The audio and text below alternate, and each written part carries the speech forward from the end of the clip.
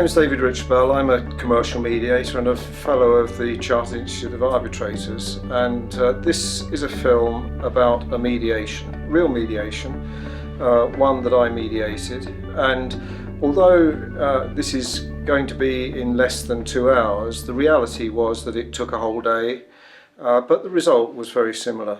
What you're going to see, therefore, is a very shortened version, and now and again we'll say that there have been some breaks and further meetings and so on, just to bring you up to date.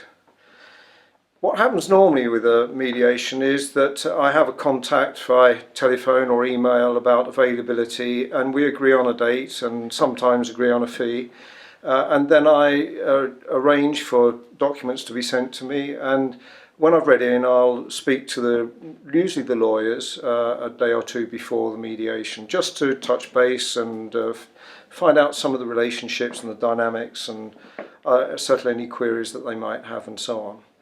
And then I'll often have an assistant with me. In fact, I try to have an assistant with me all the time, because they will have trained as mediators and they will attend mediations to get experience before they become leads themselves. On the day, I'll have checked the rooms, made sure that there's where the toilets are, there's no fire alarm, what the arrangements are for food and so on, and then I'll greet the parties when they arrive. And we pick this video up with the first private meeting that I have at the beginning of the day.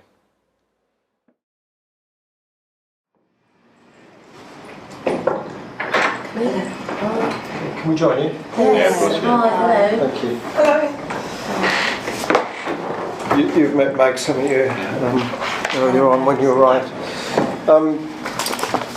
This is the mediation agreement. Your solicitor's already had a copy. I think that he's probably gone through it with you, but this is primarily about the confidentiality of what's happening here. Okay, and I'd like all of you to sign so that it's symbolically really all wrapped up into the confidentiality. So the last page is the one that needs to be signed. Right. We should read it first, then, shouldn't we, really? But the solicitor's got a copy. Yeah, and he did say that he'd gone through it with you, probably over the phone though. You perhaps haven't seen it before, but as I say, the main thing is that this is a confidential process, and you're here in good faith to try and achieve a settlement. Absolutely. I mean, of course, they're not there. They're not able to come today. Well, the solicitors, yeah. That's just the way it goes.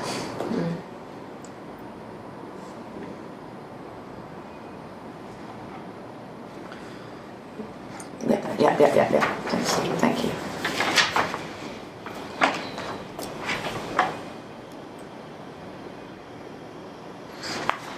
Okay. All right. I think if you just the three of you sign on there, that would be fine. Thank you. Yeah. Okay. And I'll get the other side to do the same. Do you like to date this as well? No, I'll date it. Don't worry. I'll get the other side to sign as well, and then photocopy it so you've got a copy to take back with you. Thank you. Thank you. And Mags and I will sign this at the end as well. Well done. Thank you. Thank you. All right, have you got any queries or any questions that you want to raise before we start? Well, one of my worries is that dealing with Harry is I don't know how we can put it, Joe. Dealing with Harry is a tricky business. He's quite forceful. We've put up with it for many, many years, which is how we ended up at this point, I suppose, really, that we just got to the point where I feel like we're being bullied. Yeah, and we would like to see a resolution within the family, because this is causing a lot of stress to everyone, especially our mother. And also, we're just worried about Harry's gung-ho approach, at bulldozing over our interests. It's always been like this, always, hasn't it? And we would really, my main concern is about losing the farm and losing the farmland. And I don't think Harry has properly considered the implications of his actions. Right. And the implications that his actions will have on all of us. Okay. So we need to make him Well, we need to make him see yeah, that really. it's just Well, making that really can I clear. encourage you to say just this in the open session? I mean, the purpose of this session that we're going to go into in a few minutes is that you are able to say quite clearly about A, where you stand on this, and B, what your concerns are about it, and so on. I mean, this is the opportunity to make it clear to him why you find his requests difficult. Yes, I mean, obviously we have tried. We say it all the time, don't we? But it's, I suppose it's putting. Well, we're in here. front I of mean, you. the whole purpose of this is to try and work out a solution that you and he can say yes to. Yeah. Otherwise, there's no deal. I'm not here to tell you what the answer is, just to help you get to a settlement. So it's entirely up to you whether what comes out the other end is something you can say yes to or not. But the judgment is not where you start, it's where you end that's the critical thing. And people often feel very strongly about their case, and often in the open session they build a very extreme case, but the important thing is where you end up, not where you start. So, I'm sure I'll say this in the open session, if it was easy, you wouldn't need us. So it's going to be a tough day. It will. But the fact is, most settle, and therefore you've got a really good chance of bringing this to a conclusion today and being able to sleep peacefully tonight. Thank you. Okay, so Can just I hang on to that. Add something. Yes. Ladies, I know Harry can be a bit of a bully, but you need to understand that you've got the reins in this situation. And if he tries to bully you, I mean, mediation's set up so he won't be able to, but you know, you're not Harry. But just remember I'm here as well, and Harry can't bully me, so... All right, thanks, Thank you. Susan. Yeah, thank you.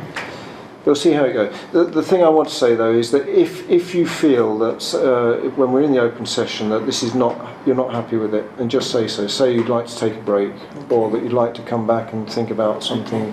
You know, I don't want you to feel disadvantaged at all. Yes, especially because I feel like we haven't, we couldn't afford our solicitor to be here today. That was just something, thank goodness we have got. Yeah. But I feel like, I don't want to get too upset during the process. No. Well, see how it goes. Okay. As I say, the important thing is that if you're not happy, say so, and we'll break. Yes, Okay. of course. Okay, Thank you. Anything else before we go on the other side? They're not all there yet at the moment. They're waiting for Quentin, the barristers, to Okay. arrive. Right. You all right? That's one thing actually. The fact that Harry has brought barrister Well, that's what I mean. Why is it? in, I'm a bit not concerned, but I'm a bit. I mean, Harry is more than capable of speaking for himself, and always does. So, I'm just wondering how the presence of this barrister is going to affect the proceedings today, and the fact that we don't have anybody That's what present. I mean. Yeah. That's what I'm Chris. trying to say. Yeah. Whether the barrister's there or not, Harry can't force you to do anything. At the end of the day, it's your decision. If you don't sign on that bit of paper, nothing can happen. So whether the barrister's here or not, the decision is yours. So just remember that. It's not an uncommon thing right. nowadays, Okay. but I'm hoping that it will be helpful. It may be that he's here because he's an expert in the field and so Right. on, and therefore part reassuring to Harry. It may be, but seems absolutely right. There's no deal unless you say yes to it. You've got as much power to say yes as you have no. And if it's not if the end result is not something you feel happy with, then you say no to it. Which it's so typical, again, throwing money at the situation, don't we? Paying for a barrister, paying for this, paying for that, haven't we? Yeah, I can't. I don't know No, why he's of bought it, but it's not unusual. Okay. Okay, thank you. Thank Right. you very much. Okay, we'll see you in a little while then. Okay, thank you. Okay.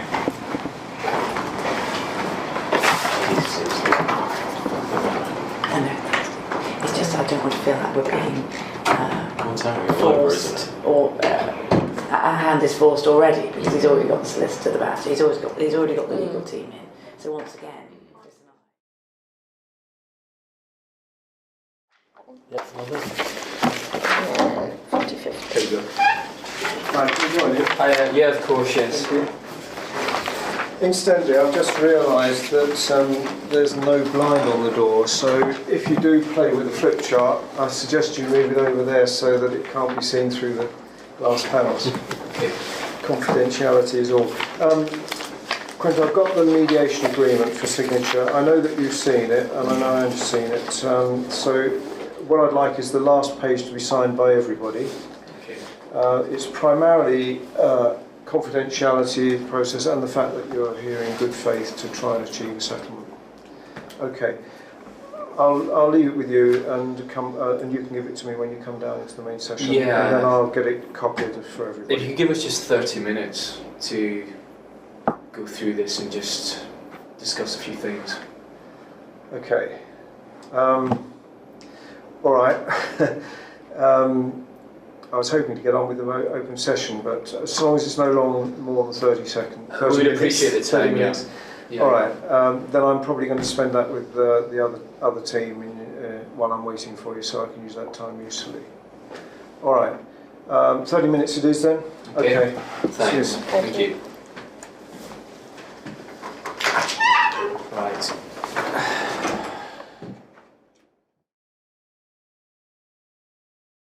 So 20 minutes later, Mags and I returned to their room after spending a little bit more time with Joe and Chris.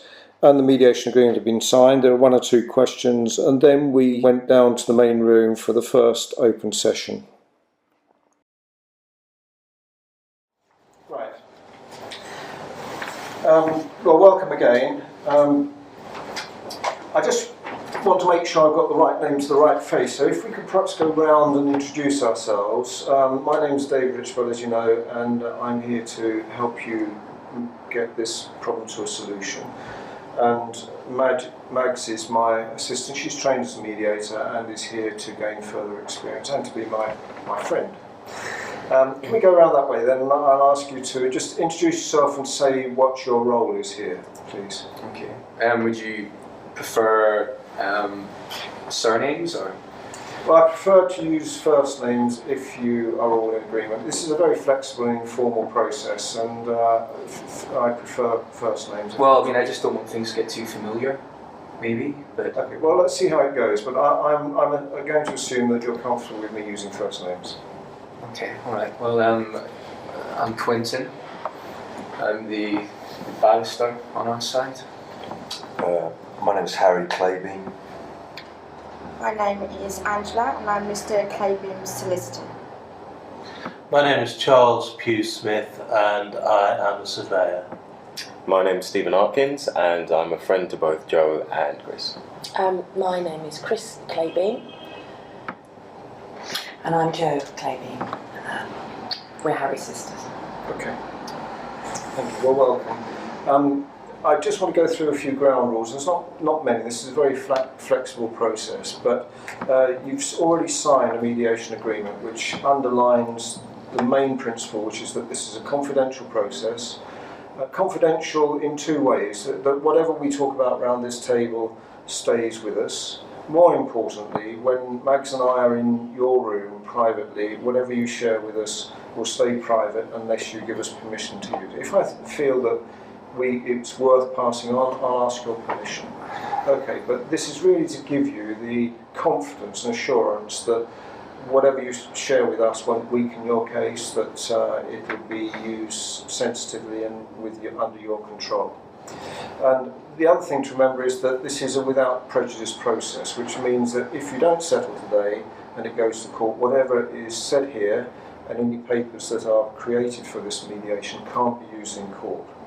But the thing to remember more than anything is that most mediations settle, 8 or 9 out of 10 settle, so you've got a really good chance to bring this to a solution today. It won't be easy. If it was, you'd have sorted this without us, but most, by the end of the day, achieve a settlement.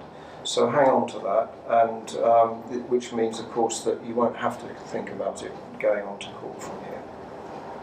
Okay, I've talked to you all about authority, that you, both Harry and Chris and Joe, come with authority to settle this. And we've talked about in private about any time constraints, and I know that Quentin wants to get away by 5. Absolutely. Let's just work on that assumption, because most mediations settle in one day, assuming that you have signed a piece of paper by 5 o'clock, then it means probably by 3 you've got to be shaking hands on a deal to allow the lawyers to write something up and for Joe and Chris to check it with their lawyer before signature. Okay, so that's not a bad target to assume that we can get this finished in the normal working day. Other than that, this is a very flexible process. There's no deal unless both sides say yes. So part of what Max and I will be doing is saying, think of it from the other side's point of view. What will work? What will they say yes to? If they don't say yes to what you're suggesting, what will they say yes to? Because at the end of the day, if both sides can't say yes, then there's no deal. The main thing is that we're working towards achieving a settlement, a structure of a settlement that both sides can say yes to. When you do say yes, it'll be written up. Up until that moment, when you sign that paper, up until that moment, you're free to do anything. You're not committed to anything, but once you sign it, that piece of paper is a contract and enforceable in law. Up until that moment, you can try anything you like, reject it, you're not committed to it. Okay, I'm trying to create a feeling of this being a flexible and safe area where you can work through your problems and achieve a solution that is cooperative, that suits you all. All right, are there any questions? Oh, I ought to just mention that the structure of the day is that the purpose of this meeting is to get all the issues on the table, be absolutely sure that we know by the time we leave what it is that we're trying to resolve and what the respective positions are on that. At a suitable time, we will then break and go into private session where Max and I will shuttle between your rooms. And there might be times when lawyers would normally come together, but there might be times when the parties come together and so on. It's a very flexible process. Okay, any questions before we start? All right. Then I'm going to ask Quentin to kick off. I'm going to ask everybody to contribute here. And this is an opportunity for each side to tell their story and make the best of it, because once you get into your own room, you've only got yourselves to talk to. So this is the place where I want you to be able to tell your story and respond to, listen to and respond to what the other side have to say.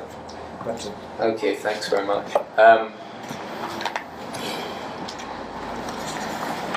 What I'd like to say, I'm more than happy to debate the legal issues behind this particular case. Unfortunately, the other side don't have any legal representation with them today. So what I will say is, in terms of my client's rights, Harry has a 40% stake in the farm and the property and the land that goes with that farm, which makes him the majority stakeholder in the circumstances. What I'd like to urge the other side to do is to really focus on settling this today. We're quite prepared to go to court if that's necessary, but obviously with the financial implications a court case would bring to the surface, I urge you to settle today in this mediation. That's really all I have to say at this point. Okay. Harry. Well, I think, taking on from that, as you said, I'm the main stakeholder in this. I really cannot believe that this has all, come to this. I've got a mortgage deed that's ready to sign. We're all ready to go with a deal on that, and then suddenly, out of the blue, all of this shenanigan happens. I mean, basically, there's a couple of barns in there that are just derelicts. There's nothing happening with them. They need to be built. We can do other stuff with them. We can make money from it here and there. It's a little bit of a no-brainer, and we need to proceed with this as soon as we possibly can without this going on. Thank you. Harry, thanks. Angela, is there anything you'd like to add? No further comments. Thank you. And Charles? No, I can only add that I am here to give any help and advice regarding valuation of properties and land, But no, other than that, I don't think I have anything to add at the moment. Okay, thank you. Then let me come over to the other side. Who would like to start? Well, I'd like to know before Stephen actually starts who he is, why he's here today. I mean, do you have some vested interest in this case? Are you involved on an intimate level with these ladies? Or do you just like to interfere? I really have no idea why Stephen's here today. Sorry, I do apologise because I should have said right at the beginning that one of the ground rules is no interruptions. There's lots of time at the end of this where you can ask questions and so on. What I'd like though is for each side to give courtesy to the other about allowing them to speak. And if there's any point that you want to pick up, then make a note of it and we'll pick it up afterwards. There'll be plenty of time to ask questions. I'm sorry I didn't lay down that rule at the beginning. That's fine. Understood. Well, It's up to you, Steve, whether you respond to what Quentin said. I would like to, if that's Go on what. then, Yeah. please do. Well, I'm actually just here as a friend and moral support for the girls, and I highlight friend. But in terms of my professional qualifications, I'm a general practice surveyor, so I'm fully qualified to talk about anything that needs to be spoken about. Okay. Is there anything else you want to say while you... Not at the moment, no. Okay, then Chris, Joe? Well, thank you, Stephen, for that. I just want to flag up the point that you have, both of you have expressed that Harry is the major stakeholder in this, but he doesn't have the major stake in the farm. We combined have the major stake in the farm. Also, Harry, you're not a property developer. Your pie in the sky ideas about jeopardising the farm, all of our livelihoods, are causing Joe and I. Look, we need Please to. don't We need. Please, Harry. You'll have your. Harry, you've had make a your note of chance to anything you speak. want to respond to and we'll pick it up and make sure there's time later. Thing is, we want to protect our livelihoods, and Harry isn't an experienced property developer, as I've mentioned. He has great ideas, but in the current market, we don't know whether you're going to make a profit from these derelict barns. We don't know what's going to happen. We should be focusing on making a success of the farm. We've all been struggling over the last few years with running the farm, and I have to say it just makes both Joe and I feel incredibly uneasy. Harry's gung-ho attitude to developing something that we don't know is going to be any success at all. We may lose everything, and that is our concern. We would like some security here. So, Joe. Yes, no, it's, I agree with my sister really. I mean, it's just the whole thing's just been very, very distressing, Harry, you know that. And I feel like that you're not considering our feelings in all this at all. So I think it's absolutely right. We're worried about that you don't have the experience, you don't have the expertise, that you're going on onto another project, which is developing the land around the farm. I'm worried about Mum in all this, and the distress that it's caused us all. And I don't think you've taken that into consideration on any of it. We don't want to lose our farm. We don't want to lose our livelihood. And you know, it's been in the family for generations and generations. Well, we will lose it if we carry on like this. Well, perhaps we could get a consultant in, someone that might know. Well, you've made this happen today, so we'll see. But Harry, I'm going to come to you in just a moment. Is there anything else, Joe, that you or Chris would like to say before we carry on? No, I'm sure we're about to talk about it with you. I'd just really like to see an amicable resolution within our family.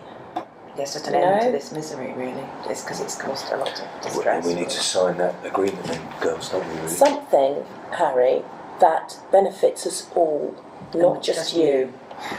Well, you don't think that I'm trying to do this for all of us? No, I don't think you are, Harry. No. That's the thing. Harry, are you prepared to talk about, when you say do this for all of us, are you prepared to enlarge on that? and explain to the girls why you feel that it. Sorry, I call you girls. Thank Chris you. and Joe. Chris and Joe. Are you prepared here to talk to them about? Well, I can, you know, forgive me. I mean, I'm just getting more and more wound up as this is going along.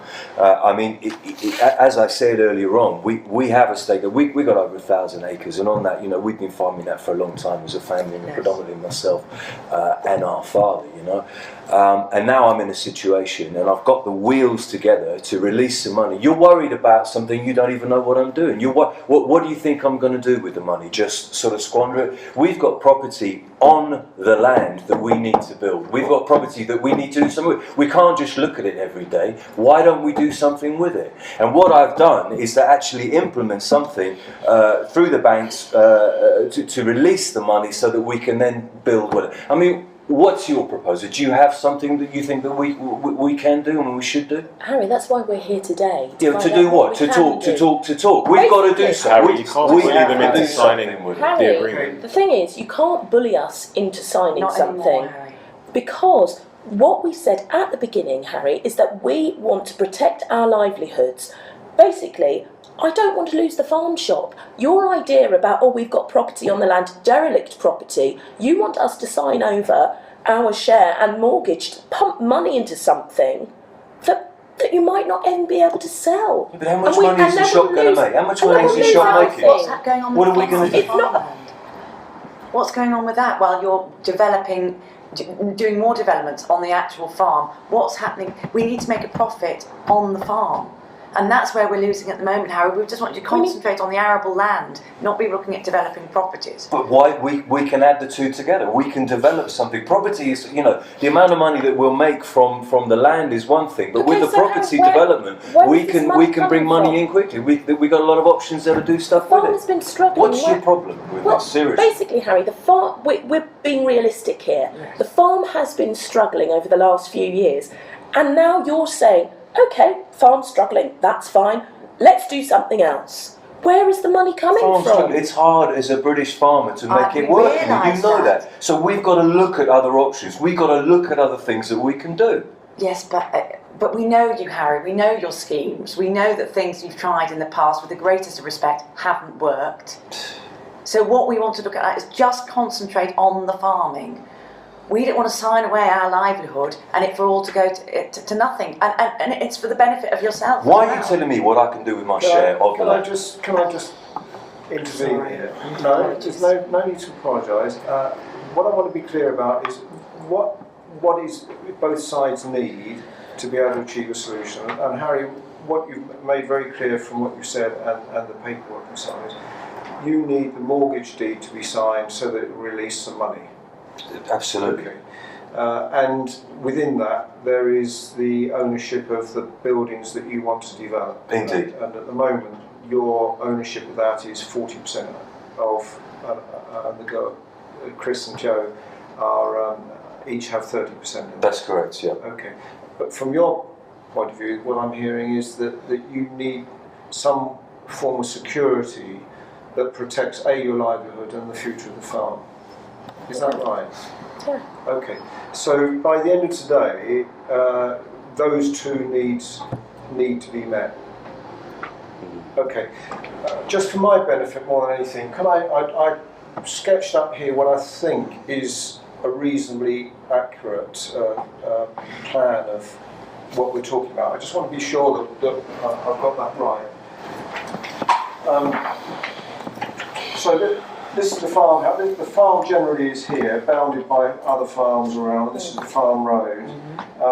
Farmhouse there, farm shop there, small holding in general terms there, and this area is where the barns and the paddock are, facing onto the village road. Yeah, that's right. So, what Harry is looking for is it were the release of these areas to enable the buildings and so on and paddock to be developed. Okay, and down here there are some other cottages which are also within your joint ownership. Yeah, that's right. Some occupied and some not occupied. So is that, I know it's just a picture, but that's in general terms pretty well what we're talking about. That's exactly it. And at the moment, the ownership of all of this is 60, sorry, is 40, 30, 30. That's correct. That's right, 40, yeah. 30, 30. That's correct. Okay. All right, thank you for that. Is there anything else that you want to talk about before we break?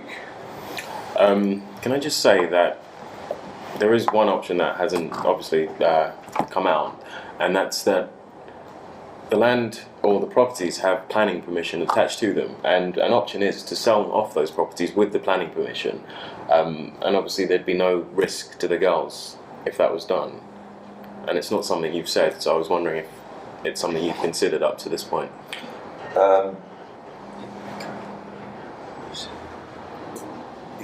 It's not a consideration at this point, no. Even though there's no risk associated with it. Well, no risk. No risk. I don't know that. Fine. Okay. Let's flag that up. I mean, it's a sensible, dare I say, sensible suggestion that we can put on the table. It might be one of the options. Actually, now that Stephen has mentioned that, Harry, sorry, now that Stephen's mentioned that, in my papers I have seen a second scheme which involves a larger development, building some new houses on the paddock rather than just converting the barns. What's the position with that? Well, I can confirm that the contracts are in your bundle, and Chris and Joe's lawyers should have received those. Hurry up. So, tell me what the... I would actually like to take a break at this point, if that's possible. Okay.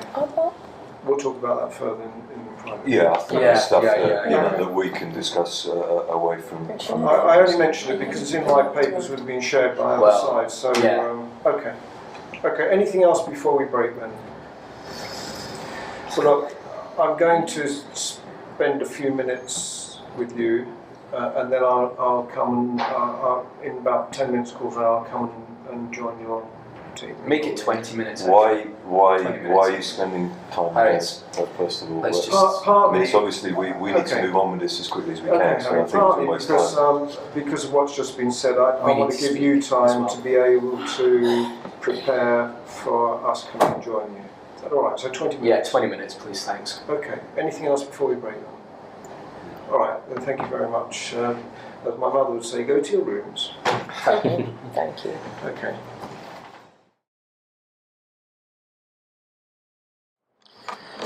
Okay, Meg, so any comments you want to make about that before we go upstairs? Well, obviously there's a lot of emotion involved, which is what I expected from such a case where families are concerned. My only concern a little bit is with Quentin. He's very, I know he's on a time constraint. He seems a little bit eager and anxious to sort of take over and speak on Harry's behalf, maybe a little bit aggressively, which might wind the situation up, but I think we can deal with that maybe, or you can in private meetings. The thing is that barristers always seem to feel the need to be in charge and to lead. You know, it's a fact of life. Yeah. And I understand that because, you know, they're in a position where they're giving advice to parties and so on. Of course. And I think that it's quite tough for them sometimes to allow the party to be at the centre of this and for them to be as an advisor. Yeah. But we'll see how it goes. I mean, if necessary, I'll have to... how can I put it? Explain to him that he's here in a supporting role, but we'll see how it goes. Okay, that's fine. Good.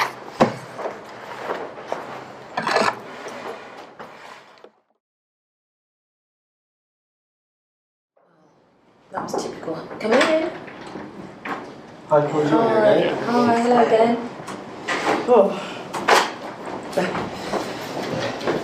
Okay. Tell me how you feel about that first session. Well, that was typical Harry. There you see him in action. I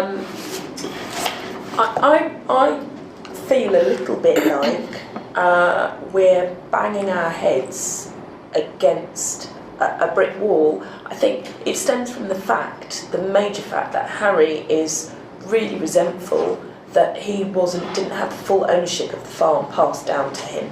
Right. Because that's very common. Yeah, and I think, and he didn't have the full ownership passed down to him because our father realised actually Harry doesn't make great choices all the time. And I feel just in that meeting downstairs, he wasn't really prepared to hear anything that we had to say regarding our position, and that we don't want to lose our livelihoods or the farm. I understand. Do you think Harry understands your father's motive as well?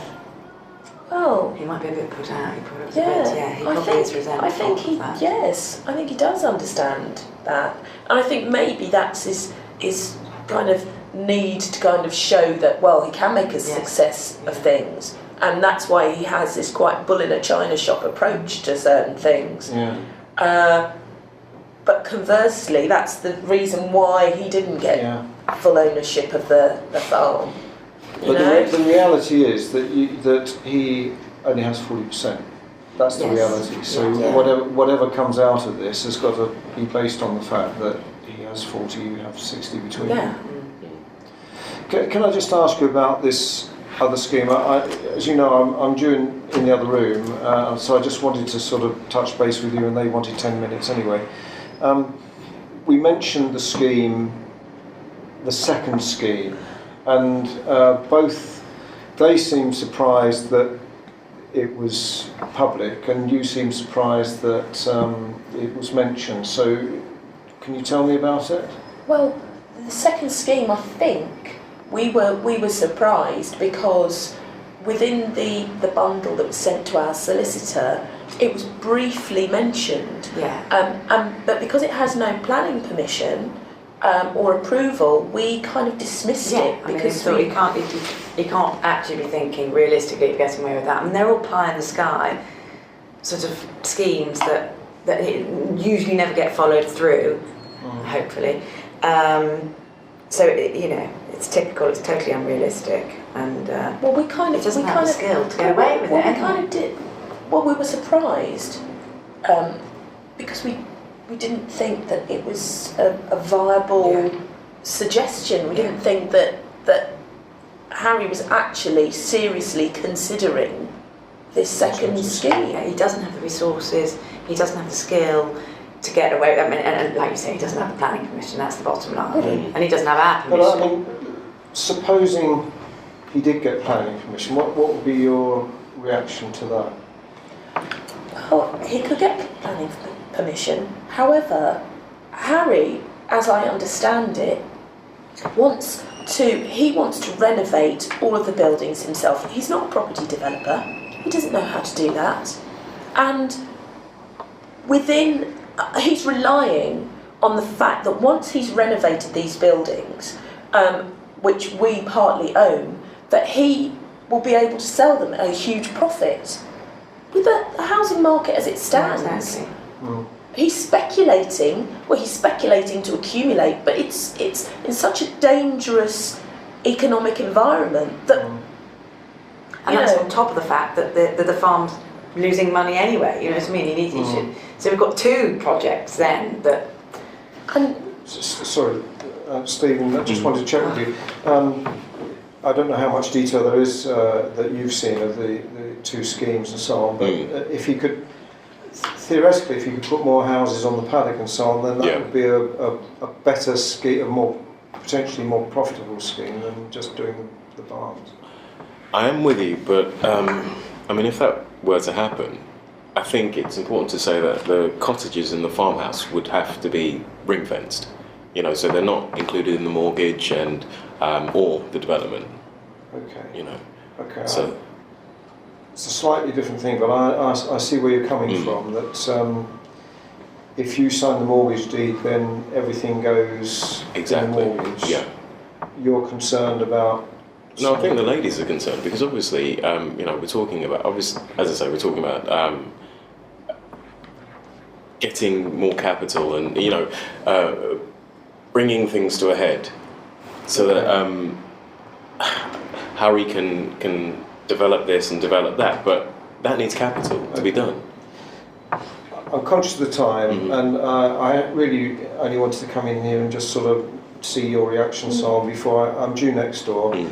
Can we pick up what we've just been talking about when I come back? So you've slightly put it in a different context for me, which is I hadn't really thought through the fact that if you sign the mortgage deed, you're signing over property and land and so on, and that's worth us talking about further. So give it some thought while I'm away about how you might overcome that worry. Okay. All right. I'm going to be about 40 minutes next door, so what I suggest you do is get some fresh air. Just if you want to go out, by all means, some fresh air, and just make sure you're back here in half an hour or so. All right. Okay. Well done. Thank you very much. Thank you.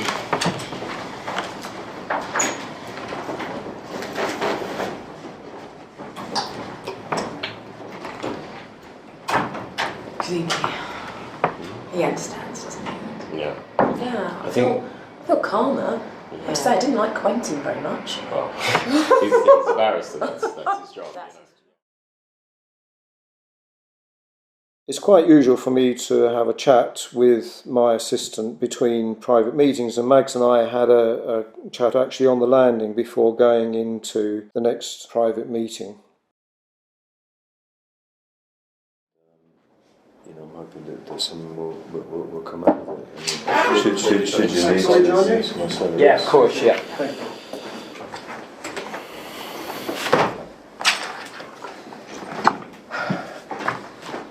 Okay, tell me how you feel about that first session. Well, I mean, as I said before, it's that it's got to this is slightly concerning. But I guess within what we're doing today, we'll try and definitely get something out of it. I mean, I've got some plans. I've got things going on that are making a lot of sense.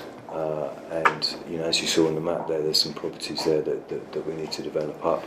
I mean, we've got three new houses possibly, that we're going to develop on the land. Yeah.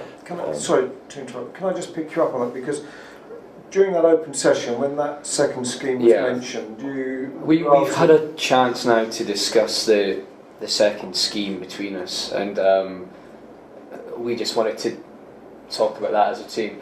We now feel that it's fine that that's known and that's out there. It is Harry's preferred option. What I'd like to add at this point is, although the town council has indicated that they would approve the scheme, but we've yet to have actual planning permission approval. But the indications are that we will receive that approval. Okay. Can I just ask then, and I have to say again that all this is confidential. I mean, this won't be passed on to the other side unless you give me permission.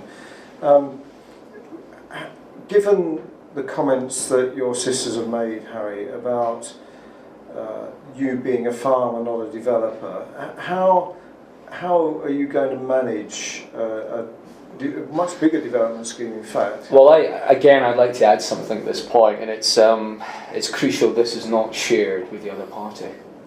I take it that would be the case. Yeah. Tell me, yeah. Harry does have a joint venture partner who would actually manage the scheme going forward. That's where we are. Okay. Can I just ask why that needs to be confidential? Because if your sisters are really worried about you not having the expertise, but you have got the expertise, wouldn't you find that? Well, it's good. Listen. I mean, I'm 40% stakeholder in this. They're shopkeepers, they're teachers. I mean, what the hell do they know? Yeah, we'd rather not go into the details of that at this stage. Okay. Of course, I'll keep confidential whatever you want me to keep confidential. I'm just commenting that one of the big problems that there is in the other room is the fact that your sisters want you to concentrate on the farm and say that's where your expertise is, and your expertise is not in developing property and so on. And in a way, you've agreed with that because you're going into joint venture with presumably someone who is more expert. So would you? I'll keep it confidential if you want me to, but on the other hand, it would be reassuring, I would have thought, to be able to share that with the other side. At this stage, we would prefer to discuss Okay. that. I'll keep it confidential. If I feel that it would be useful, I'll come back and I'll get your permission and you can say yes or no to it. I'll keep it confidential. Yeah, you can do, but I mean, bear in mind, you know, the history of this is that, you know, the farm, my dad used to run the farm, and, you know, through default and the way things are, he's passed it down to myself. And now normally it would just go to the eldest child, with the eldest child being me. So, When you're with the other side, we'll discuss this in more detail. Okay, I see you being quite sort of feel quite strongly about it. well, I think it's worth just, you know, just getting it out for you to have some idea of this. I mean, I've got, you know, I've got some permission to invest with things. I need to move on. I mean, you know, the farm, they do not know. They're not aware of what they're doing. You know, they don't know what they're doing. I've got to get this land. I've got to get this farm to a point where we can all make a profit of it. You know, it's obvious that the farm has been, you know, passed down to me as a number one son. It's normal that I would normally take it over. There's this almost ridiculous scenario that they've got 30% each. I mean, 30% of what, when they don't know what they're doing? They don't know what they're doing. Tell me, Harry, why do you think your father did that then? Do you know, it escapes me. I've got to be honest with you, it escapes me. But you feel very strongly about it, by these things. I think, you know, again, why hand something down to someone when they don't know what they're doing with it? You know, I'm obviously able and capable of moving this forward. Okay. As we often say in mediation trade, that you can only work with what you got. What we've got is a situation of 40-30-30, which we need to work out so that you can get what you need to be able to get to a conclusion today. Yeah, that's correct. Any thoughts about how that might happen? Well, I think they need to take my experience on board, to take what offers that we're putting forward there, you know, and realistically think about that and let it go a little bit. What do you think you could do to get them to say yes to signing the mediation, the mortgage deed?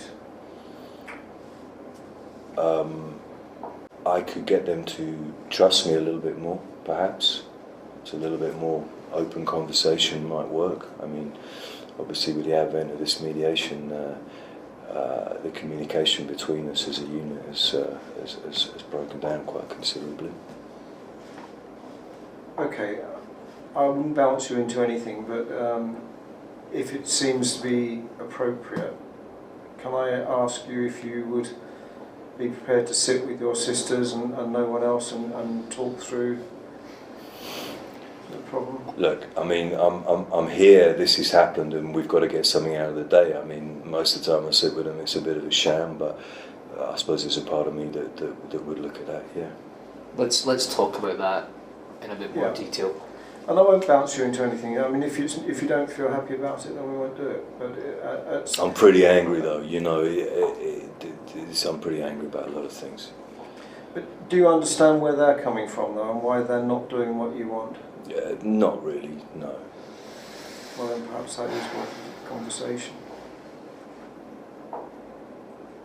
Okay. Is there anything else? I'm conscious of the time. Is there anything else that you would like to talk through now while I'm with you before I go back to the No, I'm interested that you're aware. You've obviously had the bundles, but you're aware of the whole situation that's been going on here, and you know you have all the details that you need. Is that right? Yes, I mean I don't need to know a lot of detail. Actually, you've got your expert here if you need valuation, that sort of thing. I mean, from my point of view, my prime role is to manage this process to give you the best chance of finding a solution. Okay. Although I obviously do have some background experience from my own profession, which is probably relevant. Let me just check about confidentiality then. We can talk about the second scheme, but you don't want me to reveal that you've got a joint venture? Not at this stage, no. Okay. In fact, you haven't got planning permission for that. So is the joint venture actually in place, or just a proposal depending on getting planning permission for the 3 extra buildings? If you could leave us, I want to discuss this issue Okay. with the team. If you could leave that with us, we'll come back to it Okay. in our next conversation. Okay. So 2 things that I can take to the other side. One is that the second scheme is, well, it's knowledge, public knowledge, and something that you actually prefer. The other thing is that if it's appropriate, that Harry is prepared to sit with his sisters and have a chat about this. We'll discuss that. And then, yeah. Okay, anything else before we go? Anything from you? Okay. Good, I reckon about 40 minutes again. Thanks. Right, thank you very much. And if you want to have a stroll in the park, then do, but make sure you're back. Okay. Thank you. Yeah, we need to talk a bit more about. Okay, any comments on that meeting? Well, both really about body language. Harry felt, to me, he really closed up and looked really uncomfortable when you mentioned the 40-30-30 split and how he felt about that. Yeah. And the other thing was Quentin. He seemed so dead keen to get involved and didn't seem happy when he wasn't the one doing the talking. Yeah, it's very difficult. I mean, I want this to be a party-focused process, but it is not a natural thing for the lawyers to be in the background and so on. I mean, ideally they're here in a supporting role, and a lot of them manage to make that transition, but I think when you're in a position of advising and problem solving and so on, it's very difficult to take a back seat and let your party get on with it. And I think there's much more to come out on this public, the relationship between the sisters and that. I mean, I'm sure that will come out as we go through the day, but he obviously feels quite wound up about the fact that he didn't inherit the whole lot. You can see that. And it's quite difficult because that is probably clouding some of this judgment. You know, he wants to win here. He wants to be able to do what he wants because he feels rightly, as the only son, he should have had that power in the first place. Yeah. We'll see how it goes. That's good though. Okay.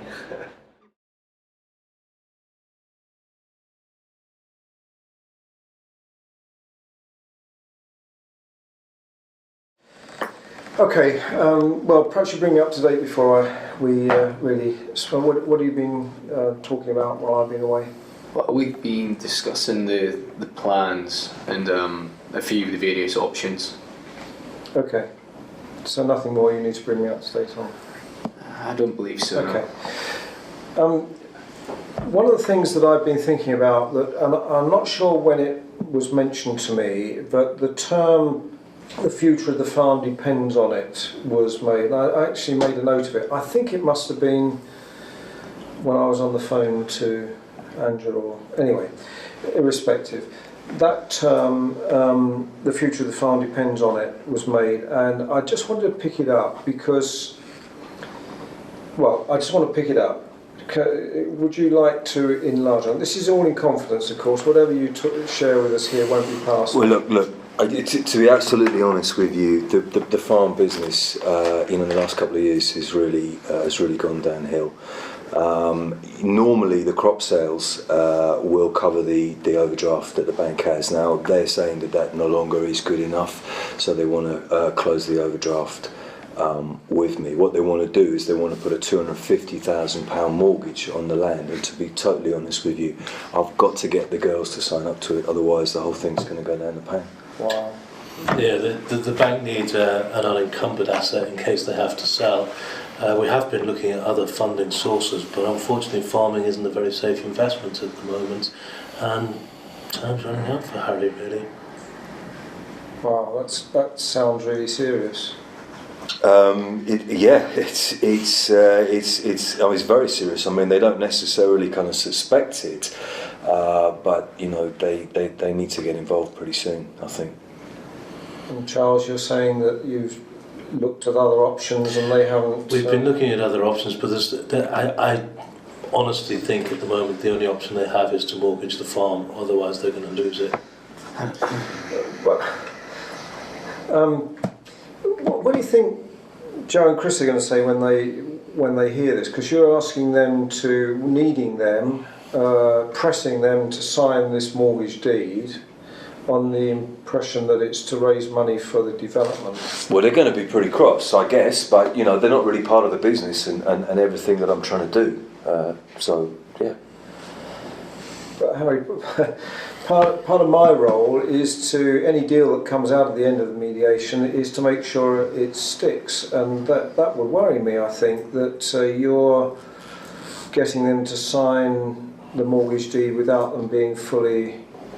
I mean, how do you feel about this, Quentin, about... I mean, I don't feel very comfortable about this, but the money would be paid into the development company and then loaned back. So, I mean, it is legal. Right. But how do you feel about Joe and Chris not being aware of the true intent? As I said, I don't feel very comfortable about it. Would you feel able to talk to them about it? If I arranged a private meeting with just the three of you plus... Well, we need to talk about that. If it's just going to be the family, we need to discuss a few things before that happens. Okay, I'm happy about that, but Okay. Would you be prepared in principle to meet up and tell your sisters the situation? I think that we need to talk to them. I need to speak to them. Yeah, I think it's getting to that point now. Okay, I really think it's important, Harry, that if they sign the mortgage deed, they do it in full knowledge of what it's for. Otherwise, I can just see problems ahead of you that haven't been resolved in the mediation. But I'll leave it to you to talk about. We'll talk about this and then. How long do you need? If you give us 15 minutes, 10-15 minutes. Is that a realistic 15 minutes? It is a realistic. I'll be knocking on the door in 15 minutes' time. I'm going to go next door and just line up the possibility of a meeting, not talk what it's about and so on, but just line up the possibility of a meeting between the girls and you. But I won't arrange anything until I come back. That's great, thanks. Okay, thank you very much. Thank you. Yeah, what I'd like to see before we decide if you're going to do this or not is... So what do you think about that? I'm absolutely gobsmacked, Peter. How devious can you get? Well, I think I can understand how Harry's got into that position. You know, I mean, as we've talked about over lunch and so on, he feels that the land is rightfully his, the farm is rightfully his, and that the girls have got nothing to do with it. And I think he just has got in a frame of mind where he feels he should be able to do whatever he wants. And I guess underneath it all, he feels that they're not going to be very happy about what he's proposing. I bet that's really what's driving it. Anyway, I'm pretty sure that they're going to come together, and if they are, then it's really up to him to put the matter straight. Yeah. Good. Well, let's go on, line them up.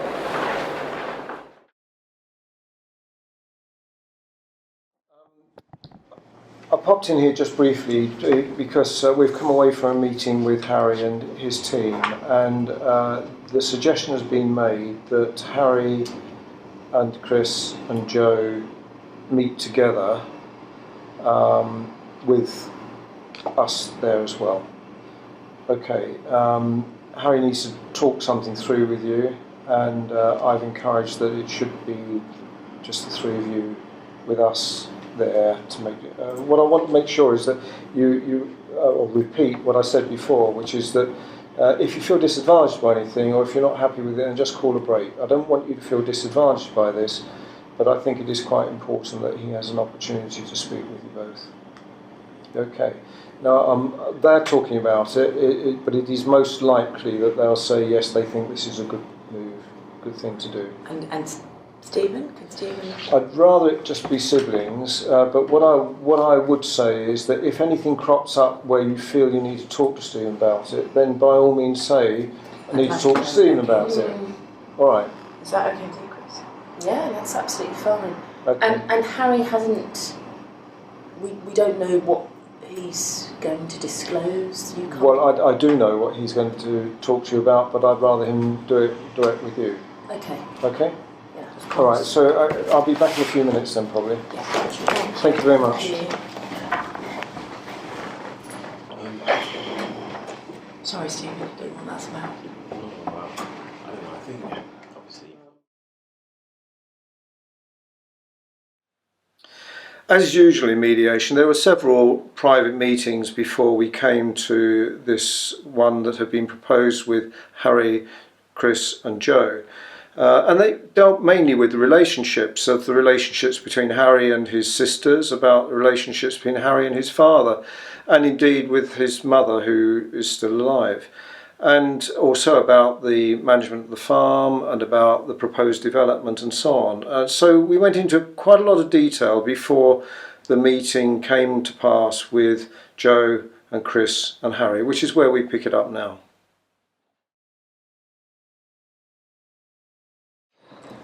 Okay, I just want to be clear about the purpose of this meeting. Thank you for agreeing to this. Harry wants to talk with you privately about the situation with the farm, and I want to reinforce again the fact that at any time any of you can bring this to a halt and say we'd like to go back to our rooms and so on. But it's entirely up to you. Harry, you kick off. Chris, Joe, business on the farm, agriculture, the last couple of years has been really bad. Normally, the overdraft that I have will cover what we need. The bank want to foreclose that now, and what the bank want to do is that they want to put a £250,000 mortgage onto the land. What this means is you guys need to work with me and sign up to this. So, hang on a minute, Harry. You're now telling us this new piece of information, why we want the money isn't for a development scheme, it's to make sure that we don't lose the farm? That's right. Harry. And then you wonder why we don't trust you. You wonder why we get upset. I mean, crikey. Okay. The thing is, Harry, the thing that upsets me is that you kept until now. You kept this information to yourself until now, and that you felt that you couldn't tell us something that is so crucial and so important to all of our livelihoods. Why wouldn't you have mentioned this before? Well, as I've said earlier, I'm the farm. I know what I'm doing. You guys are. Yes, but you clearly don't, do you? You don't work in the agricultural world, do you? No, we don't work in the agricultural world, but it is our livelihood, and we do care about what happens on that farm. And it's not like you let us in anyway. You always claim to be in control of the situation. You don't answer our questions. You don't even answer our emails about it. It's that's very sad news. I don't really know what to say, Harry.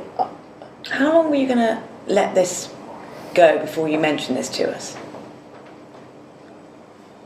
Quite some time. The thing is, were you going to even mention it to us? If we could have signed. We could have signed the mortgage deeds over to you, and we wouldn't have known anything about this. Harry, how could you live with yourself? How could you live with yourself? Well, not very thinking well. Not very well. I haven't been able to live with myself so well, but we need to do this now. We need to. We need to sign up. Okay. We need to do this development, and Harry, we need to sign up. Listen, right. You need to. We need to work together. Okay, we do need to work together. Now, yes, that's what we need to do. We need to move forward. Okay, we know about this. It's a shock, but the fact that you felt that you couldn't tell us it's just really sad. Harry, come on. We're all in this together. We're all in this together.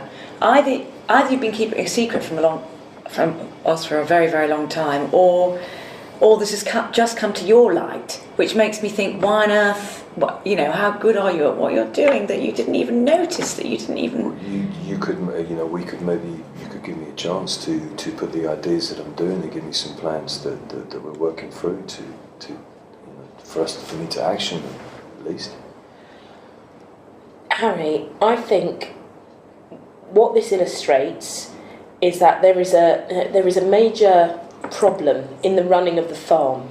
That's why the bank wants the security of this £250,000. So, whether you like it or not, you're going to need help. And whether we like it or not, we're going to have to pull together and give you more support, which maybe, admittedly, we haven't done in the past.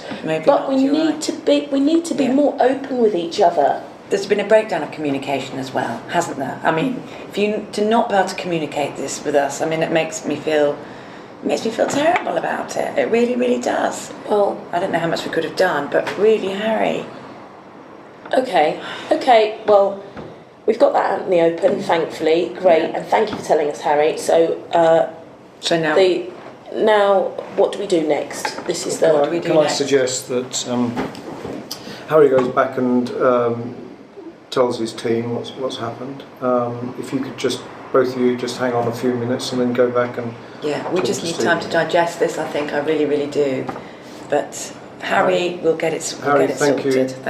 Thank you for being prepared to do that. Could you tell Quentin I'll be joining you in about 10 minutes? Thank you. Did you? You have no idea?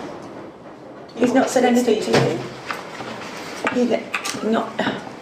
Okay, I'm going to suggest you go back and talk to Stephen in just a moment, but your initial reaction is obviously one which rather indicates to me that you didn't expect the farm to be in this sort of situation. No.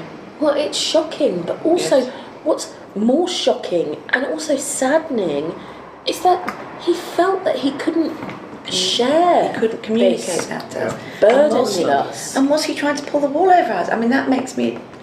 I mean, I think, I have to say, in Harry's defence, I think his actions, he doesn't really think clearly before he acts. And he's always been like that. Yes. He doesn't think clearly before he acts. He takes action and then hopes for the best. Yes. And he's always, as I say, he's always been like that. History repeats itself. However, the thing that is just unbelievable that he couldn't tell his own family something that affects us, that will have a massive impact on us all. He couldn't share it with us, and it just makes me think that he must have felt very alone. Very alone, very, very isolated. He must feel wretched about it, because I know I would. Actually, I think probably that was quite a significant step for him to take, and that it may be that that's the start of him accepting that better communication is in everybody's interest. I mean, the other thing to remember is that a deal in mediation can include anything legal, and so your concern about the future management of the farm, of better communication, all of that can be wrapped into a deal.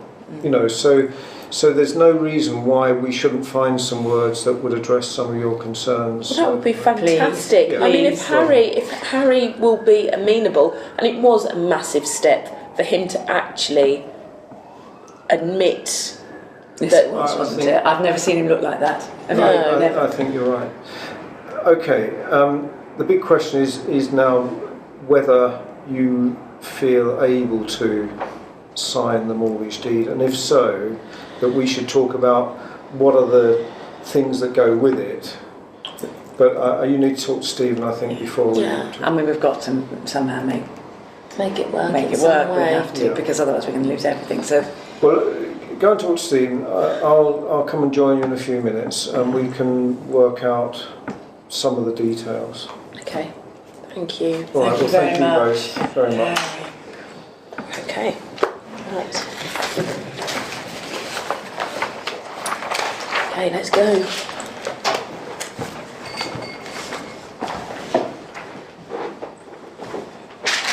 Thanks, Joe. Thanks, Bruce.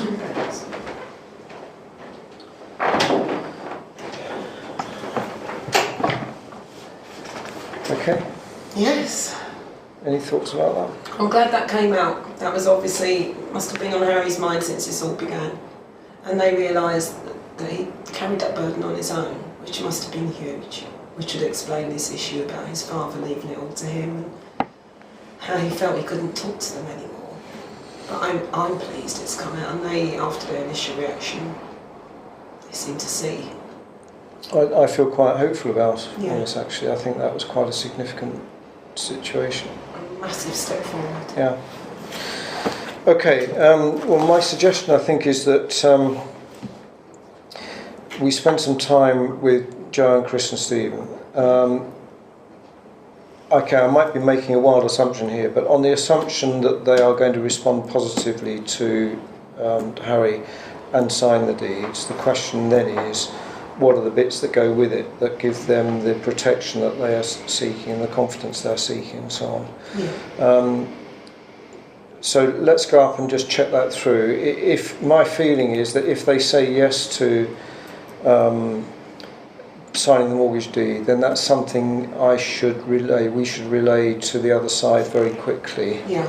Because that means that they can start thinking in terms of, well, they've got what they need, what happens next, what's needed to be done to put it into operation. Okay. All right, let's go. I often say to people, if I take the jacket off, then it's probably because I'm warm, but if I roll the sleeves up, I need to start getting worried. You mean business?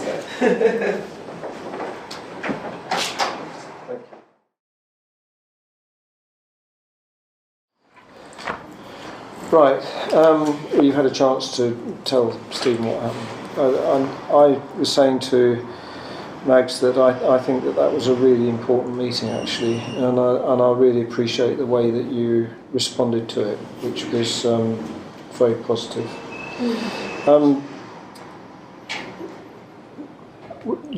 I think the important thing now is that if you feel able to give him what he needs, which is to sign the mortgage deed, what are the details that go with it for you to be able to say yes to an overall settlement? Okay. Well, go on. Well, I was just going to say, I think he needs some kind of consultant, doesn't he? He needs someone to help him because, you know, this developmental scheme, this idea that he's got, that is not going to save the situation. If anything, that's going to make things worse. He needs we just need to sort out the land at the moment, and he needs someone to help him with that or advise him. He needs to know how to make the farm profitable again. Yeah. And what has been illustrated is that he doesn't know how to do that. So I think for our peace of mind, if he had an advisor in with him to help him run the farm, that would be a start, I think, make us feel a bit better. and make us feel a lot more secure in the fact that we're not just signing over the deeds and he's going to continue in the same vein. It would make us feel that, you know, he's working with us to see this farm, you know, flourish I again. guess that would be comforting to the bank as well. That's lending the money. Yeah. Okay. Would you mind, or would you allow me to just go in the other room and say to him that subject to certain conditions, you're prepared to sign the mortgage deed? Then is that where we are? Yes, subject to signing. You know, we just want an end to all this misery, if you like, don't we? We don't want this to carry on. So, you know, we want to make it work. We just want to end. Joe, it's one of the great pluses about mediation is it brings finality. I mean, you can do a deal today and tomorrow the misery's over. Yeah, and move on. And that's what I want. I want to wake up tomorrow and not have to think about all this, you know. But he's got to meet, you know, like you say, work with us, work alongside. Yeah, I mean, I think thinking about the other terms and conditions, I think when we discussed certain things with Stephen, because for me personally, I run the farm shop, and I'd like to feel that that's secure, and I would actually like to own the shop outright. I mean, Joe has an interest in the cottages, so if we could come to some sort of agreement. I mean, I think at this stage it's important to just make things very, very clear. If the development were to go ahead, the farmhouse and the cottages need to be ring fenced. So they're not included in the development and they're not included in the mortgage at all. And I think it also goes without saying that the ladies need to be confident that if the development goes ahead, it's going to be carried out in the proper manner and not just in Harry's usual slapdash way of doing things. And if they're happy with that, then I see no problem. Well, look, I think what I'd like to do now is just go to them and say that you've agreed in principle. There are certain conditions which you are working out to enable that to happen, to give you the confidence that it's the right thing to do. And then when I'll leave that with them, come back and we'll talk about the various bits and pieces that you feel will be. If he says to me, what are these conditions, I'll just say that you're just trying to work something through that will give you confidence that this that you're still going to be able to retain the farm, as it were. Yeah. Okay, Thanks. so I'll only be a couple of minutes and I'll come back and join you. Yeah, In fact, thank you I'll very leave much. Max with you and okay, it won't be a moment. Okay.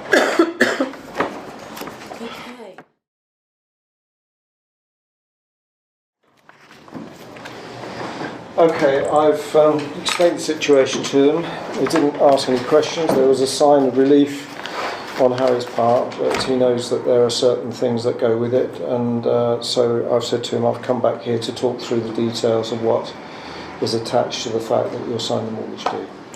All right, so let's talk about the conditions, if that's the right word. I mean, obviously you want some consultancy involved in the business, so that there is a business plan which shows that the farm can run at a profit, or at least not at a loss. Yeah, the loss, yeah. Okay. Communication, we can talk about how communication be improved, but I'll just put down that to communication. What else? Can I mention? Yeah, yes, absolutely, the cottages on the land. There's 2 cottages.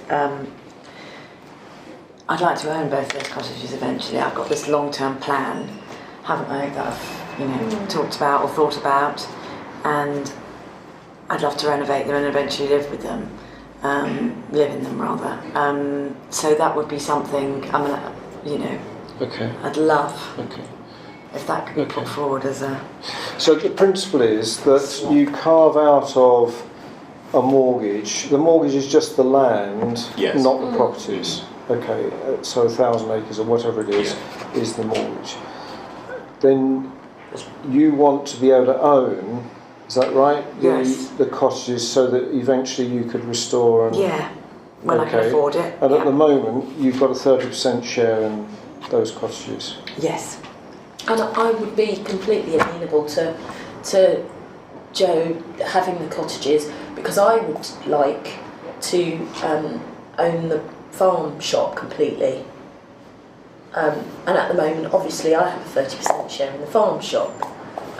So I feel that that's some sort of security for me, some sort of security for Joe, and then Harry has his, has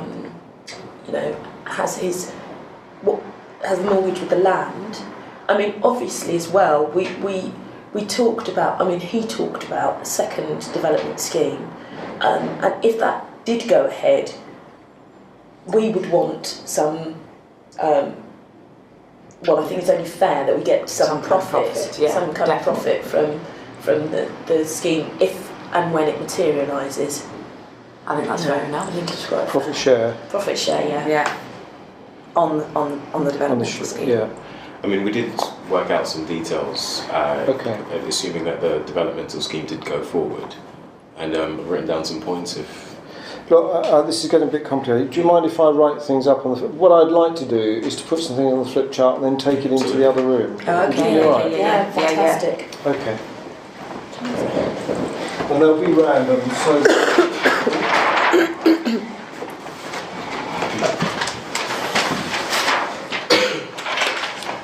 Okay, so consultancy.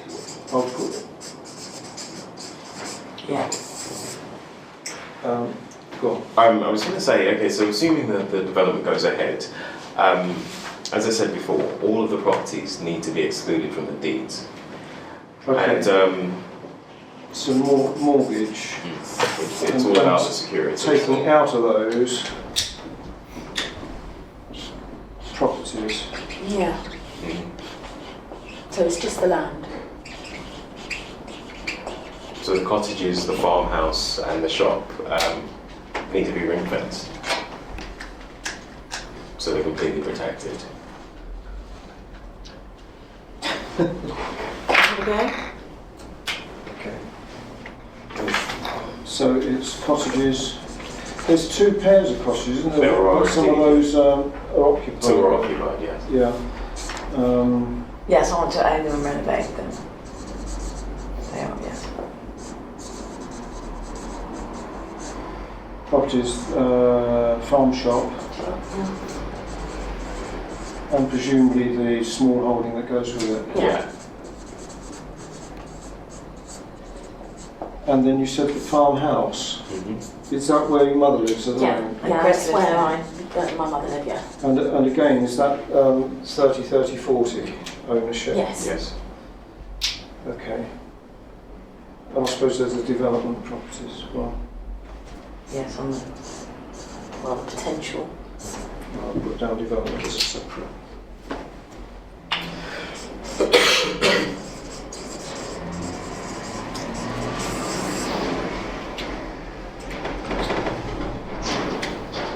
So ownership is one, Excuse me.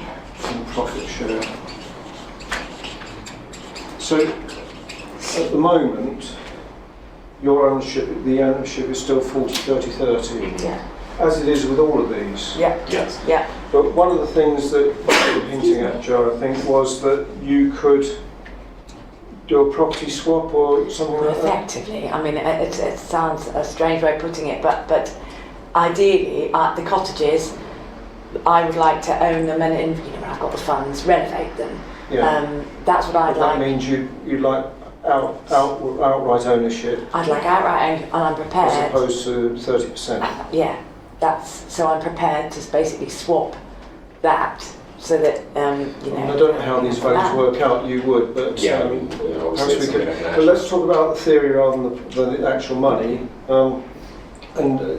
Chris, are you suggesting the same thing then? That- Yes, yes. So you could, if the figures worked out, you and Joe could swap. we could also We could yes, swap. we could swap. We could swap, and I So could swap. you'd then own 60% of the shop, and you'd own 60% of the cottages. Yes, but also then we swap with Harry. What swap? What then? Well, it's the barns and was it the barns? Okay. The paddocks. Okay. Yeah. So And the dairy, Yeah. of course, the dairy. I know it's not worth anything, but it is on. Yeah. Again, this is down to, and it's good that Charles is there, this is down to the valuation of these. Yeah. So you're saying that you could swap, Yeah. but on the basis that Harry had the derelict, the barns and so on, and the paddock, So he could you take could, them for development, which okay. is what he wants to do, And that would and have he to do would. That would well. apart from. So if the figures worked out, you could do a property swap whereby each of you owned 100% of Yes. a particular Of a property. particular. You had Yes. you had the cottages, you had the shop, and you had the barns. Yeah. Okay. Have you had a chance to work these out financially? I mean, do you know whether this is realistic from a financial point of view? Financially, it is realistic. Is it? You know, it is entirely realistic, and I mean, very roughly, I think Harry would make a gain on the shop, and it would work out about equal for the cottages. You know, but again, that's a very, very rough Yeah. estimate at this point. But would you be prepared to sit with Charles and work? Oh, yeah, that through? absolutely. Okay. You know, I think that's quite important. Okay. So where does profit share enter into this? Because if this all goes over to Harry, if the development goes over to Harry, then it becomes his exclusively. Well, no. I think with the development, what we were saying is that he has ownership of the barns and Under the barns and paddocks, the they paddocks, have but there is the other derelict. Was that derelict? We've got some derelict. Where's Well, that? you've got the paddock and you've got the barns in that particular area, the ones I have with the red fox and so Yeah. on. Sorry to interrupt, Chris, but we were, again, looking at the figures and what the ladies' share is worth, because they do, at the end of the day, own 60% of the assets. And again, rough valuation, that's £400,000, including the planning permissions. So if the development were to go ahead, I think, we've talked about this, it would be fair if the ladies had half of Harry's profit. 50%. Well, we actually own 60%. Exactly. So it's actually quite generous. If you do the property we've swap, swapped. you won't own any of it. Yeah, Yeah. that's the thing. So really, this is your saying, to make this happen, we want some of your profit. Mm. Yeah. How do you think you'll react to 50%? I genuinely don't think he has a choice, because the ladies, if they don't sign the agreement, he doesn't have a development. And I you might think- not have a farm, from what you were saying. I have to say, I think, knowing Harry, he's going to be quite relieved, actually. I think he has, as the day has gone on, we've seen, especially with that huge leap forward when Harry disclosed the information about the bank and the mortgage to us. Yeah. I think he's actually softened a little bit today, and also realised that he can't do it by himself. He can't manage. He can't manage it by himself, and also we've realised that we have to support him, but also that we actually have to be a bit more involved and a bit more proactive in what we want.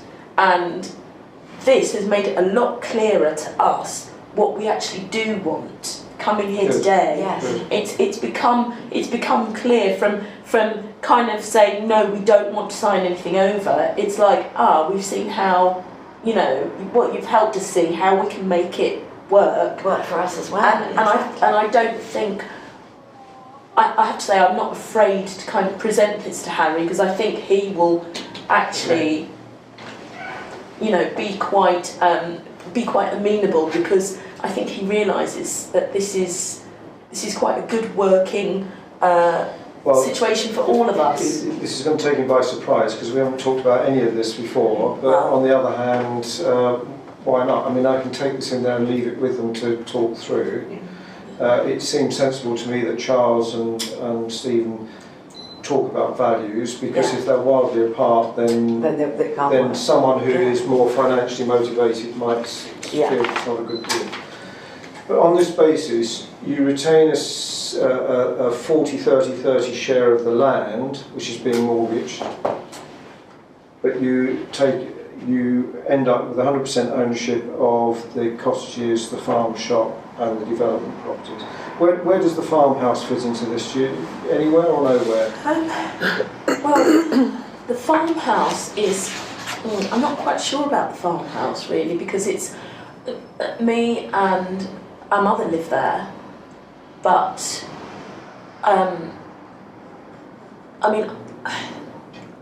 because it has been our home and our childhood home, I would be amenable to having still the same 30, the split 30-30-40 ownership of the farmhouse. But I don't know about, I don't know how Joe or Harry feels about that. We'll leave it, and if it comes up, then deal with it. Yeah. But at the moment, the proposal is simply you each adjust your proportions so that he has outright development, the use of the development properties, although you want a share of any surplus, and that in return you have 100% of the shop and the cottages. So it's just a property swap, isn't it? We haven't sort of done anything with the land. I mean, obviously there's going to be some, assuming this all works out, there's going to be some legal workings. You're going to have to involve your solicitor in land registry and all that sort of thing. But I mean, we can sort out the principles here. Are you happy for me to take this? Yes, absolutely. I'm going to put a proposal on the top. Yes, I think so. Oh, do you? Yes, of course. Feels like we're actually getting somewhere now. Well, only if he agrees. Well, in One small problem. Okay, we know what all that means. I'll put farm consultancy there, because it's quite easy with them. Okay.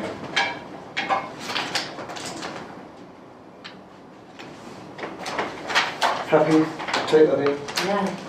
Possibly one of the results will be that you and Charles I'm more than happy to do that. well done, thank you very much. Thank That's you. very positive. Thank you. Anything else you want to pick up before we go in there? Okay, good. We'll probably be about, I don't know, I mean, probably I'm going to leave this with them, and so I might not be very long, but otherwise about half an hour or so. Right, thank you very much.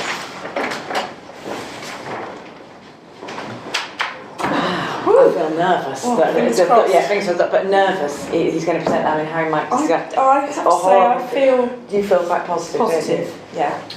It's definitely a step forward, and I think, although Harry can be quite bull-headed, he does have a sensible head on his shoulders at sometimes. I think at this stage, yes. Yeah. I think the fact that everything's out in the open is also a very, very good thing.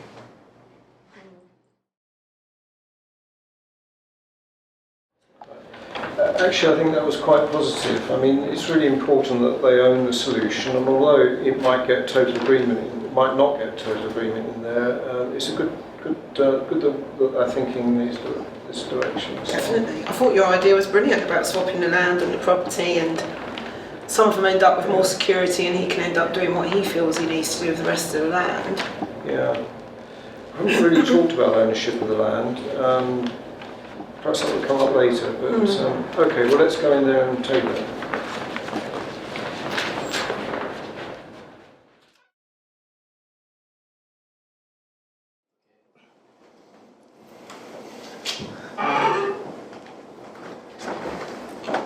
Okay, bear with me about this because I need to explain it, but what I've come here with is the proposals from the other side about a structure, a shape, of what's a possible deal. Okay, bear with me on it while I go through it.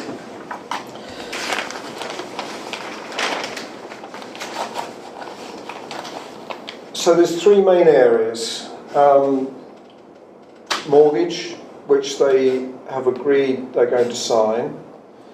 So that's a given on all of this. Okay, the development and the farm. And if I can take it from the farm first of all, they're concerned about the farm itself, the business and the ownership of the land. And part of the background to this is that they want to ensure that the farmland is protected. So part of this is that the mortgage deed would exclude the properties. Okay, so the properties would be ring fenced, and the farm would be dealt with as land alone. Mortgage would be on the land alone. All right. They're concerned about the business, and I'll come back to that. The mortgage, therefore, is on the land, and the properties are separated, and that is the farm, shop, and small holding, the cottages, both those that are occupied and those that aren't, and the farmhouse where your mother is living at the moment. All right. And the development. They don't know about joint venture yet, but we talked about profit share and ownership. What they're proposing is a property swap so that you acquire the paddock and the buildings, the paddock and the barns entirely. So you own those 100%. Okay, which means that you can get on with the development without the encroachment of them owning 60% of the buildings. Right.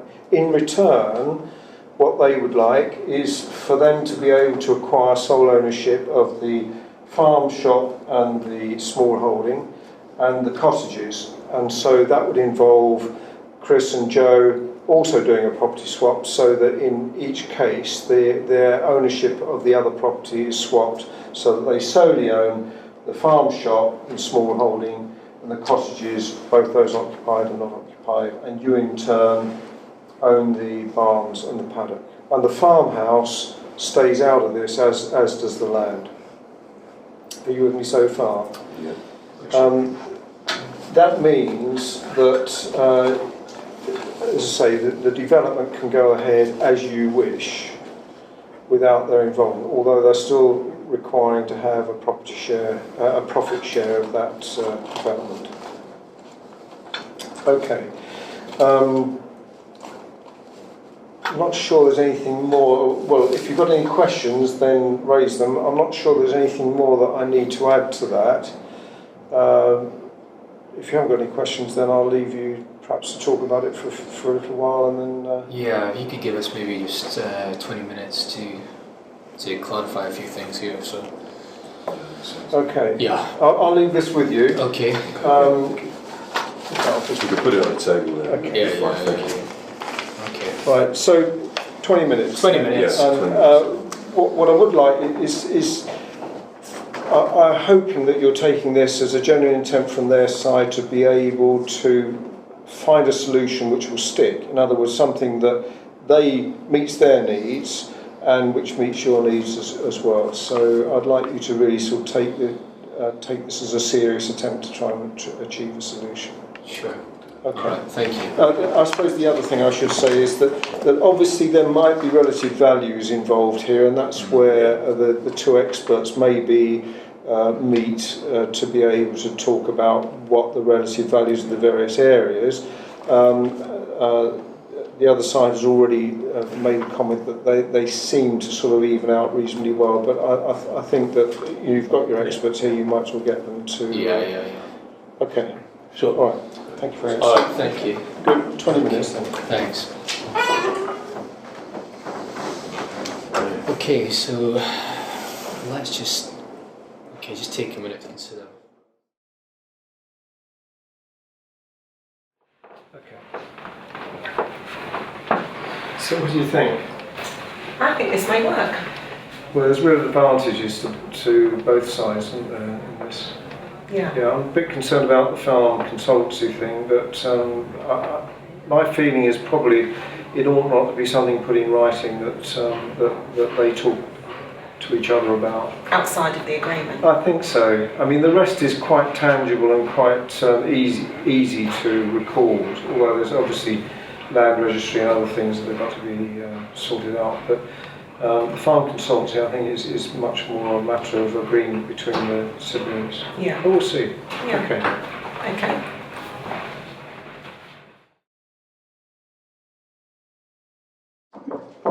Yeah.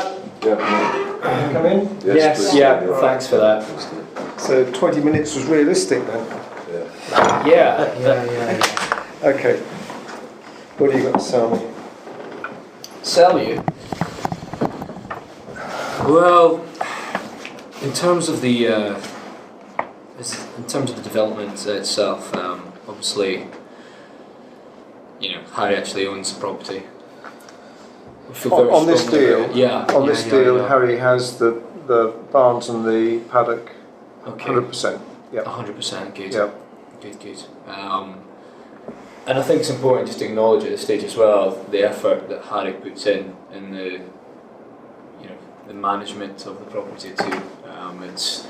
It's really down to his endeavour, excuse me, and hard work. So I just think that needs to be said and recognised in all of this. Yeah, it's, I'm doing most of the work there. You're talking about the development here? Yes. Or the farm, the development? The development. Yeah, the development. Okay. So, all right, so you want the girls to recognise the fact that you're taking responsibility for it? Yeah, I think. Is that what you're saying? I think that makes a lot of sense. Yeah. Okay. So, okay, so can I take it then that you're happy with the suggestion about the 100% ownership, the shop and the small holding going to Chris, the 2 pairs of cottages going to Joe, 100%, and of course the paddock and the barns going to you, 100%. Yeah. The farm and the farmhouse stay 30-30-40. That makes sense. And the mortgage deed is signed by the girls to enable you to raise the money for the development and so on. So you're happy with the words. Do you want the experts to Stephen and Charles to meet together? I don't think that's necessary. To be honest, the values are More or less the same. I mean, as things stand, I think maybe the girls get a slightly better deal, but once the development's underway, I think it'll work out pretty good. Stephen said a very similar thing. So if you're happy with that, then there's no need for them to meet. Okay. What else is there? Profit share. In terms of the profit, there's no deal on the split in the percentages of the profit. We're not happy with that. What does that mean? You don't want to give them any profit, or the Well, as I said earlier on, Harry's the one who's running the whole development. We need to think about that. If they're giving it to him 100%, I don't think there's any reason for you to have to share. Once it's yours, it's yours. Do with it what Exactly. you like. Yeah. I think the work I put in should be mine, Yeah. So am I right in interpreting that and saying that no profit? Yes. No profit. How do you think girls will react to that? Well, I'm not sure. to put it to them. In fairness, we're not taking any profit from the shop or No, from no, the no. cottages. You know, it's. I think it's fair. Okay. All right. So what do I take back to them? That you're in agreement with the sole ownership of the various properties. The farm and the farmhouse stay out of the deal, still on the existing share, which is 40-30-30. But that you want exclusive use of the property and the benefits therefrom because you are investing your resources and so on into it. That's correct. Absolutely. We're also quite concerned with the caveat of the farm consultancy. I'm not sure how that would contract into this agreement. Okay. I feel that probably that's not something that ought to be included in the mediation agreement itself, but is something that perhaps the girls and Harry ought to talk about separately, if you're happy with that. I mean, they have a real concern about the fact that the farm has lost money and that it's important to get it onto a sustainable level, and I'm sure that you share that concern.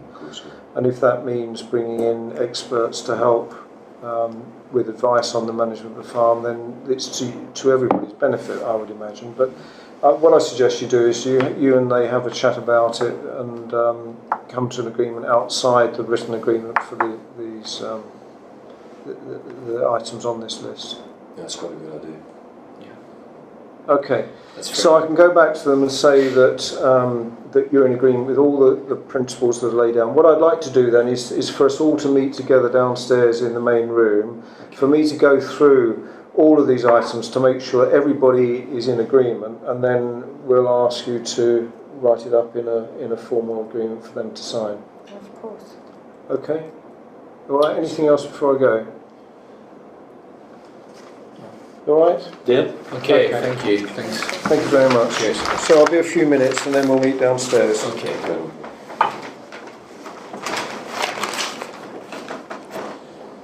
Yeah, so hopefully. We'll take it down there. Good point about this. So I checked with both sides that they had agreed the details of the settlement, and after agreeing that there were no other things that needed to be covered, we went to the main room, me to run through the details of the agreement before it was put into writing. Okay, well done again for today. The reason for bringing you together is that I just want to be sure that all the detail is agreed before it's written up by Angela, and also to reassure you that until it is written up and you sign it, you're not committed to anything. So if there's anything that you're not sure about, want to change, want to tweak, then you can. Also, I'd like you to have the opportunity of just checking it through with your lawyer before you sign it. Okay. Then let me just quickly go down this. First thing is that the mortgage deed will be signed by Joe and by Chris. That will enable Harry to obtain the money to subsidise the farm and to fund the development. Okay. Second thing is that all the properties will be ring-fenced from that, they won't be part of the mortgage, and that the mortgage applies only to the land. That Chris and Joe will sign over their part of the paddock and the barns to Harry, which means that Harry then has the exclusive use of that property for the development without any ownership or involvement of Chris and Joe. That Harry in turn will sign over his share of the shop and the small holding to Chris. That similarly Joe will sign over her share of the small holding and the shop to Chris, so Chris has 100% ownership. Similarly, Harry will sign over his share of the pair of derelict cottages and the ones that are in occupation to Joe, and that Chris will sign over her share of those properties to Joe, so Joe in turn has 100% ownership of both pairs of cottages. Okay, this means that Harry owns the paddock, that you own the shop, Chris, that you own the cottages, Joe. What remains is the land and the farmhouse, which stay in the 40-30-30 share which exists at the moment. Okay. Is there anything else that you feel ought to be included? Yes, we're going to need to put down timing into the agreement to make it contractually solid. Well, I need the deed signed by the end of the month. That's 7 days, and the paddock and barns within a month. The rest can happen whenever. No, sorry, we couldn't possibly sort out the land registry on that kind of time frame. Not with so many changes. Well, I'm sorry, Harry, but if you want the deed signed within 7 days, then for our own security, we would like everything signed in 7 days, if that's possible. No. Well, I want 7 days. That's what we want. That's what I want. Sorry, could I just, Harry, tell me why the 7 days is so important to you? Well, look, basically the bank will foreclose. That's what it is. So the bank needs something signed in 7 days so that they will not foreclose. That's right. Yeah, Do you think that they might take a letter of intent, bearing in mind that there are, as Charles said, practical considerations about getting it registered and all that sort of thing, the ownership transferred? Do you think they'd accept a letter of intent? They very well may. I can give you a Do you ring. think We can find out. I'll get onto it and I'll see what I can do. Can I suggest that you do that as soon as we break then, Yeah. so that that's known? Okay, let's do that. Okay, and then you can build that into the agreement. A letter of intent will be included by the girls for the bank. Yeah. Okay, anything else, guys? Yes, when you've done that, Harry, I think Chris and I would like a word with you after, on our own. Okay, sounds a little serious though. No, nothing for you to worry about, nothing that's going to alter what's happened, but yeah, a chance to talk to you on your own, I think. This is about consultancy thing? Okay. Okay, let me just summarise then where we're going then. That is agreed. You're going to write it up, Angela, and you're going to then check it with your lawyer. Meantime, Harry's going to ring the bank and check that the letter of intent is acceptable. Anything else that we need to be doing? You're okay. So Quentin, you can go then. Yeah, good, thanks. Thank you. Thank you Well very done, much. all of you. Well done. Thank you very much. I should think this is going to take a good half hour or more to write up. So what I suggest is that you, when Harry's off the phone, that you have a chat. Yeah. And I'll keep you posted about Nothing to what's worry happening. about, but we need to.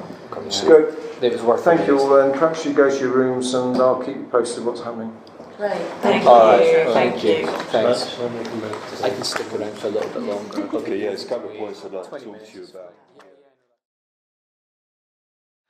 So that was it. The deal was done. Harry checked with the bank to make sure that a letter of intent was acceptable, and they said it was. They wanted a copy of the settlement agreement, and Joe and Chris agreed that that would be so that the deal could go through.